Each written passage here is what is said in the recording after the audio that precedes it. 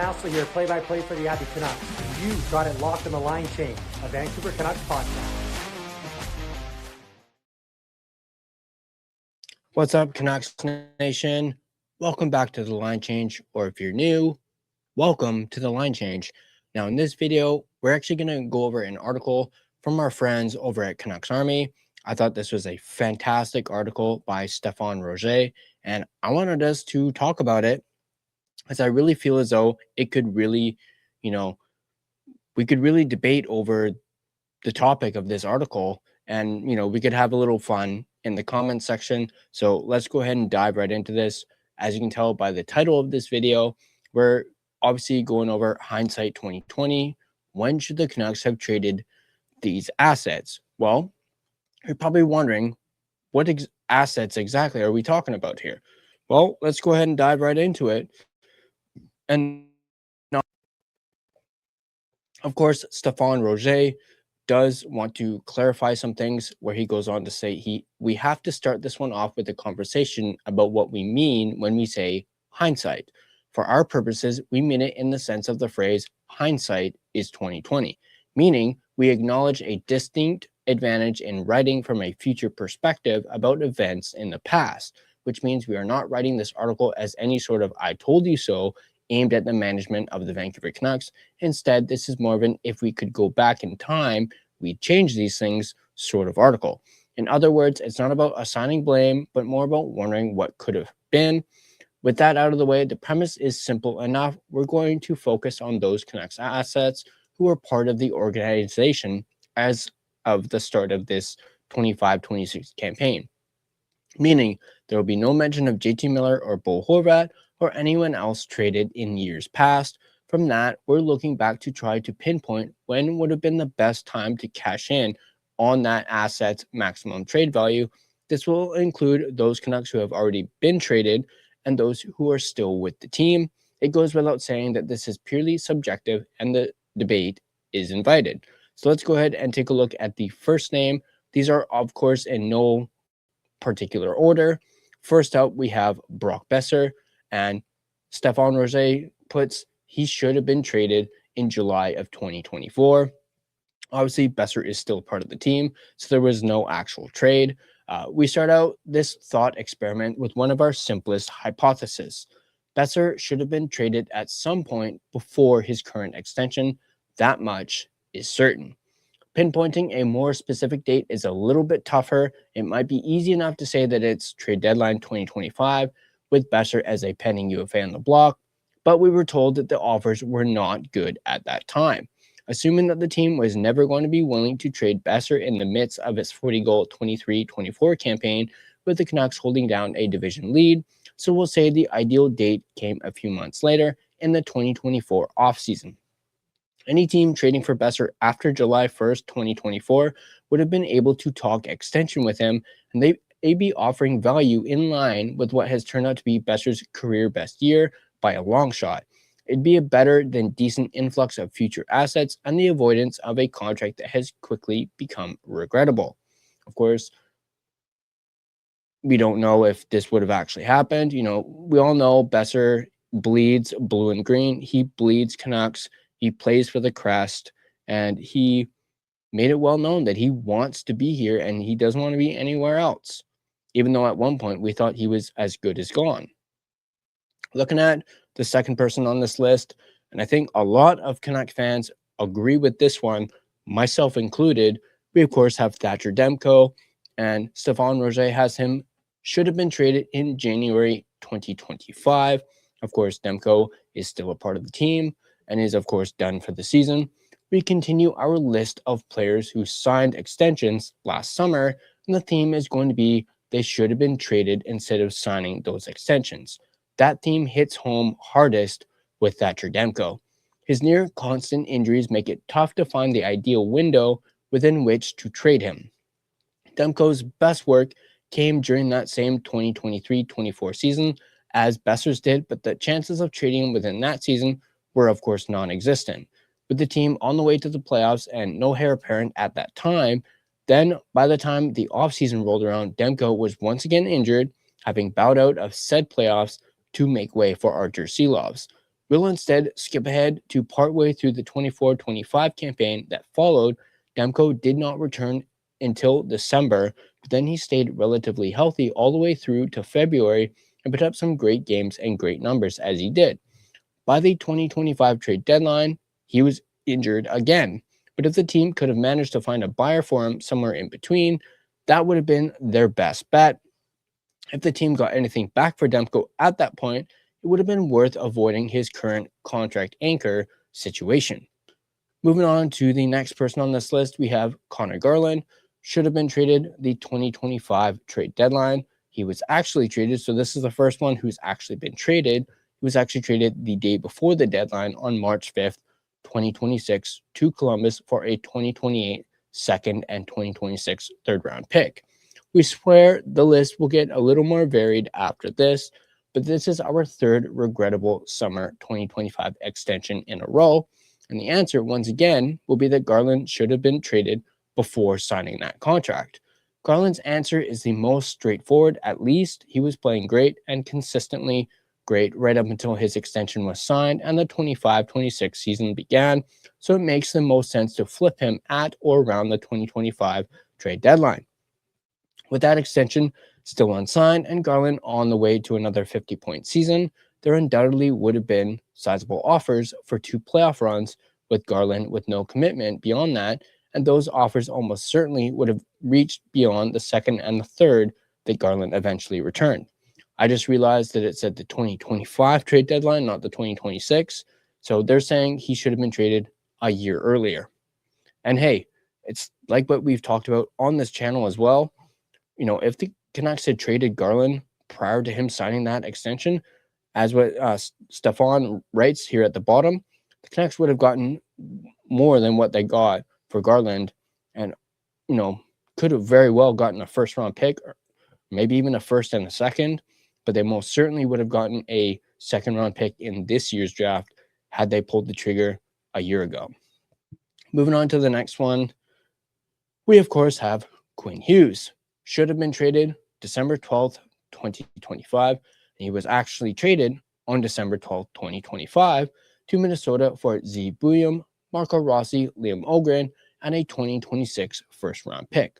For a trade of this size and magnitude, most in the Canucks' orbit have little in the way of regrets. It has now become apparent that Hughes was going to be traded at some point, and now that it's happened, it's hard to imagine any point at which any better offer would have been made. It's clear enough that Wild GM Bill Guerin stepped up his offer to stand head and shoulders above the other bidders, and when that happened, the Canucks pulled the trigger.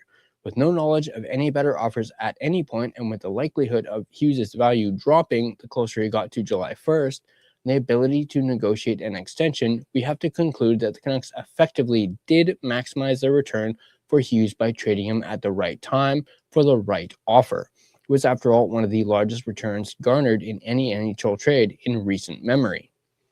Moving on to the next one, we have Evander Kane.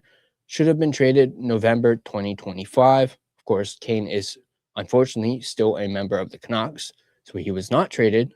The short answer here is the first time another team made an offer for him, if that did actually ever come to pass. Kane is infamously still a Canuck post-trade deadline, the result of literally no offers being made for his services on or near deadline day. But there were whispers of teams being interested earlier in the year, and if so, that would have been the time to pull the trigger. If we had to guess when that might have been, we'd say it came about 2 months into the season in late November 2025. At that point, Kane was still receiving a boatload of even-strength ice time from Adam Foote and had a decent run of 14 points in his first 26 games. Even better, some of Kane's more frustrating attributes weren't as visible at that point. The Canucks were even offered a 5th-round pick back in November, or at any other date for Kane, they should have taken it. This one I actually agree with 100%. You guys know I'm not a big fan of Kane and was really let down and disappointed, frustrated that he wasn't traded at the deadline. But at the same time, you also have to look at it from another perspective. What teams really wanted Kane? You know, you have to think back when you traded for Evander Kane, what teams would want to take him on? because no teams were willing to trade for him when the Canucks did. So it kind of tells you something on that front. So what makes you think teams would want to trade for him now or in November or even at the deadline if the Oilers didn't receive really a whole lot of other offers for Kane? I know we did hear some whispers when the Oilers traded Kane that there were some other teams who potentially interested, but we also don't know that for sure.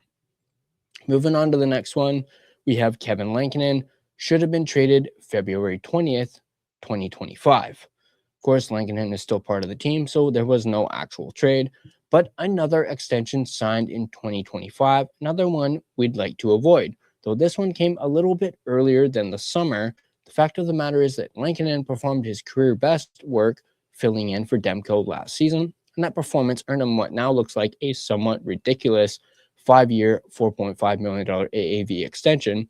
The Canucks could go back and unsign that contract. They most likely would. That would allow them to cash in on whatever value he had during that run, avoid his extension, and probably keep Archer Silovs in-house for at least another season, if not longer. That trade could not have come at the 2025 trade deadline, as Lankinen had already signed his extension by that point. Said we'll say he should have been traded the day before his extension, which puts us at exactly February 20th, 2025. This will be our most specific answer by far. That one I also completely 100% agree with. Tyler Myers should have been traded during the 2025 offseason. The actual trade, March 4th, 2026, to Dallas for a 2027 second round and a 2029 fourth round pick. This one might be the trickiest. In the end, the value the Canucks received back from Myers was fine, and there's not too much reason for regret. But it's also true that Myers had a great season last year, that his performance took a tumble in 25-26. That means that the Canucks were probably best to sell Myers a little earlier, as in this past 2025 offseason. He, of course, still had 2 years of his $3 million AAV extension in place at that point and still had a no-move clause, but may have been willing to move with the Canucks on the decline a whole summer to think about it. And if teams were trading for the 24-25 version of Myers, they probably would end up paying more than a second and a fourth, at least by some degree.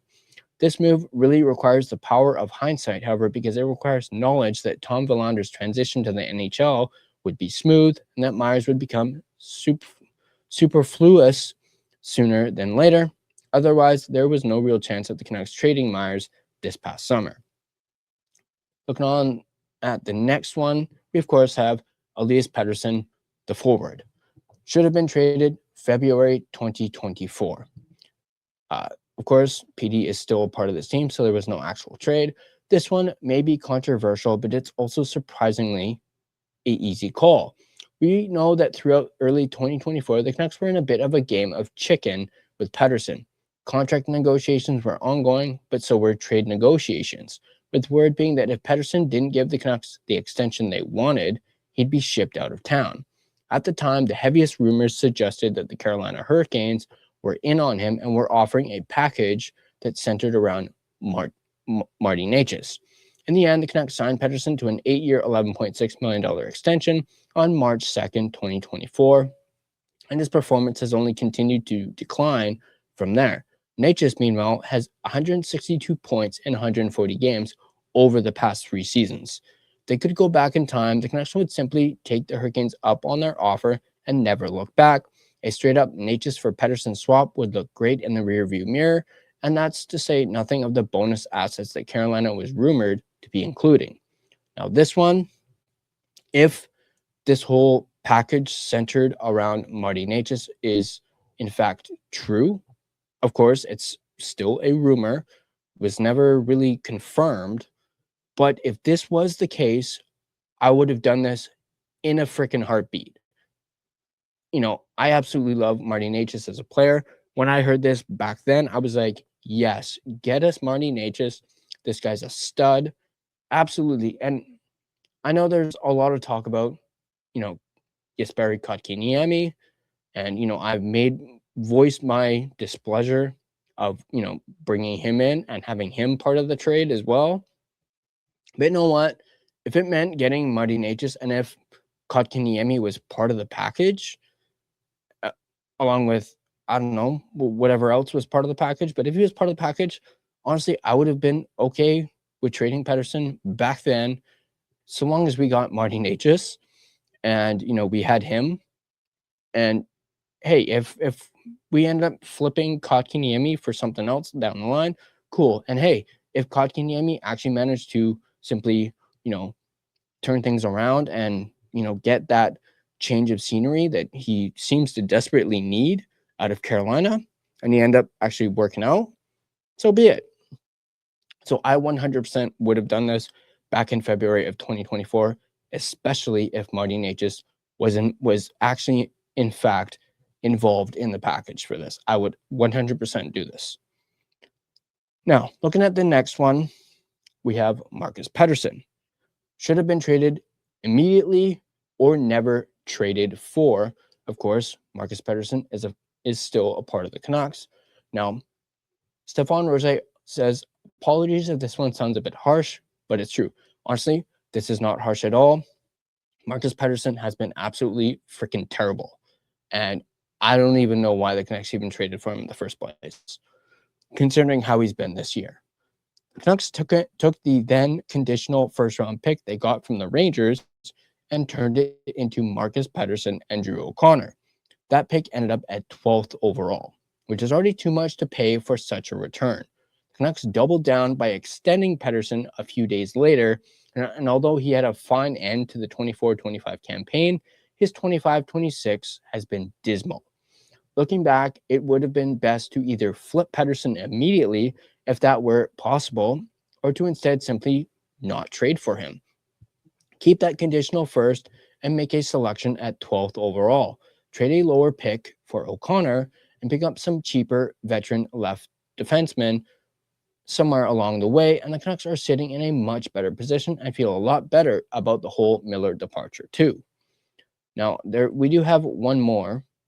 So let me just remove one of these, and I will quickly bring it up. This is actually the last one on this list. But like I mentioned already, this article has been absolute fire, and I absolutely love it. So once again, great work from Stefan Roger.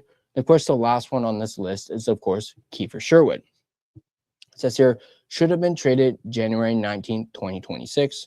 And he actually was traded on January 19th, 2026 to San Jose for a 2026 second-round pick, a 2027 second-round pick, and Cole Clayton. We know that the Canucks were asking for a first-round pick or more for Sherwood. We can also reasonably assume that such a return was never offered, because if it had been, the Canucks probably would have jumped on it. Instead, they jumped on 2 seconds in the next 2 drafts, and that feels like a fine result. Given the other returns between January and the deadline, Sherwood went for about as much as he was ever going to get. Given Sherwood's injuries and slowing down, there was every chance the Canucks would have gotten a lower return had they waited closer to the deadline. If there's any solace to the 25-26 season, it's that the Canucks probably managed to trade their 2 top tradable assets in both Sherwood and Hughes at the right time to maximize their return values. There are plenty of regrets to be found in this article, but not with these 2 players at least. So there you guys go. That is the article. I will, of course, leave a link to it in the description down below. You guys can read it for yourselves and check it out. But I want to hear from you guys.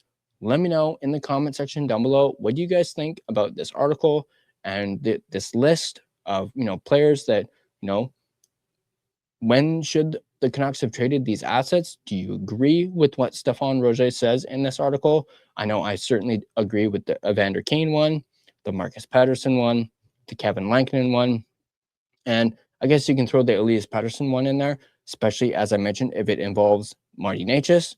Absolutely 100%. But I want to know what you guys think, and if you guys enjoyed this video, hit that like button and subscribe to The Line Change, and be sure to have your notifications turned on so you don't miss more in-depth analysis of your Vancouver Canucks. Let's, of course, take a look at the NHL odds and lines for today, of course, March 15th. 2026. And a quick note on Garland, I forgot to mention.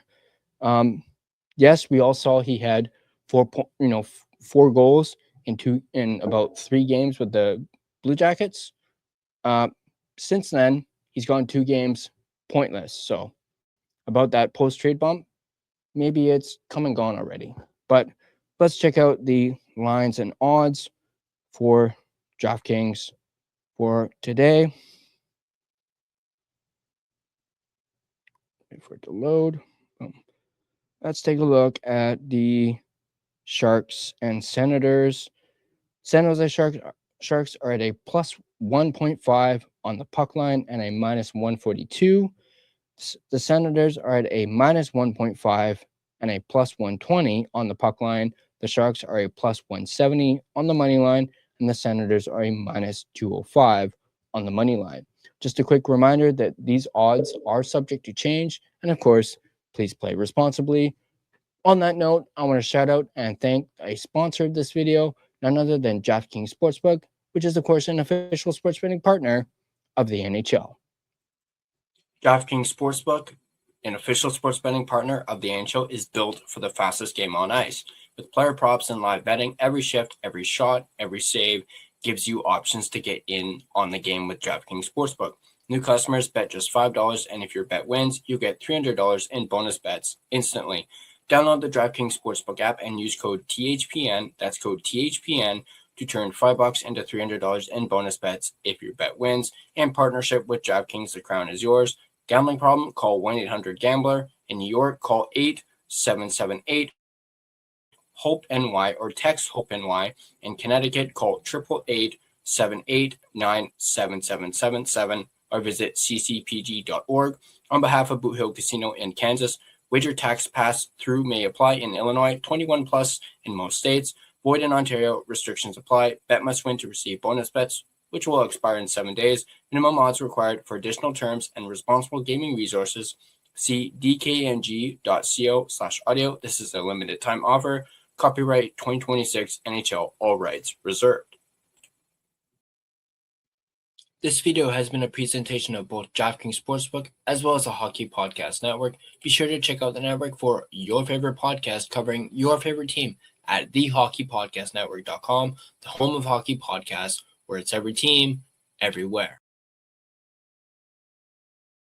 Once again, drop your comments down below. Thanks for tuning in, and I'll catch you guys on the next line change.